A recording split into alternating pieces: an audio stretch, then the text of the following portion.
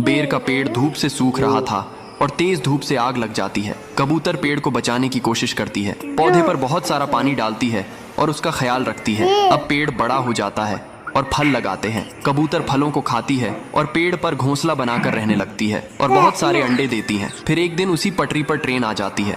कबूतर ट्रेन को रोकने की कोशिश करती है, लेकिन ट्रेन पेड़ से टकरा जाती है और पेड़ टूटकर बिखर जाता है। घोंसले के साथ अंडे भी नीचे गिर जाते हैं। लेकिन अगले दिन उसी पेड़ से एक नया बेरी का पौधा उग आता है और फल लगाते हैं।